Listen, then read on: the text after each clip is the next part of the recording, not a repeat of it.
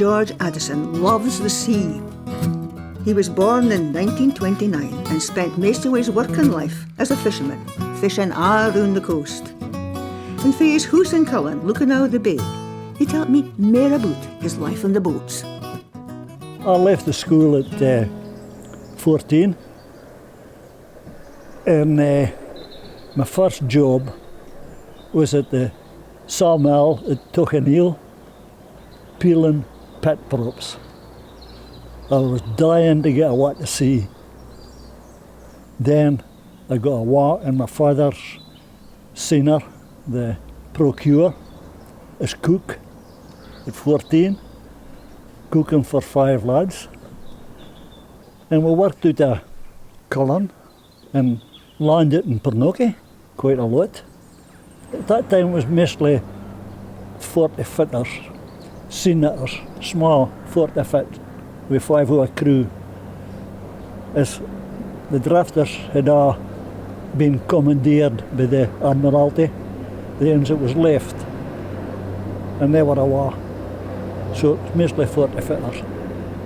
We fished out of Aberdeen, Leicester, Wick, and the first away we went was Campbellton.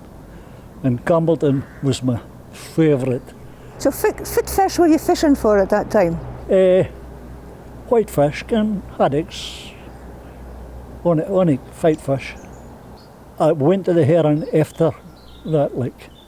When I left that boat, the Procure, I went on a steam drifter called the Devon side as fireman.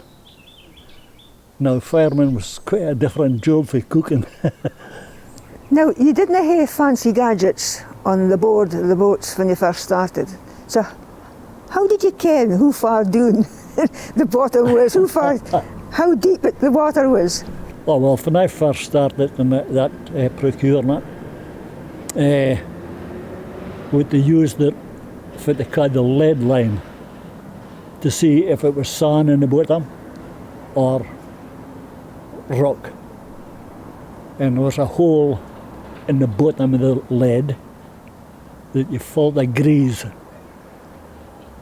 And then you dropped and the lead line was marked in fathoms.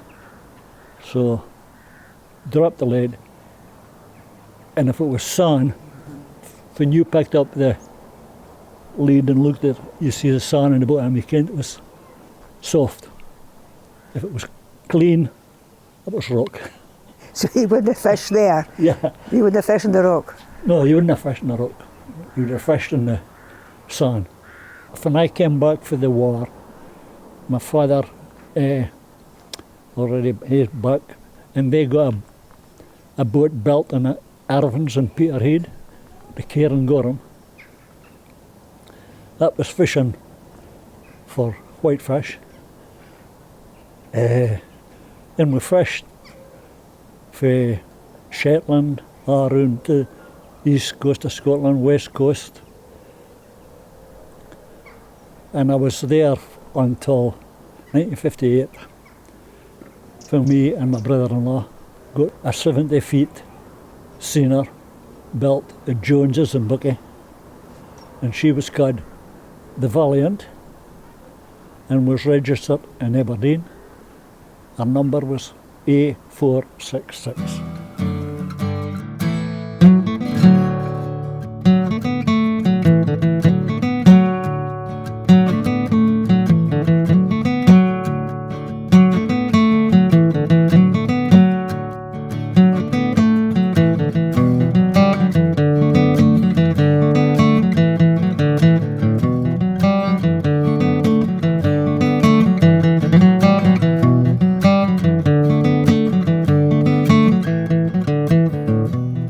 And I was there, we were partners until about 1980, when we went away back to the Heron, to the Purseiner. The Purseiner. On the Coronella.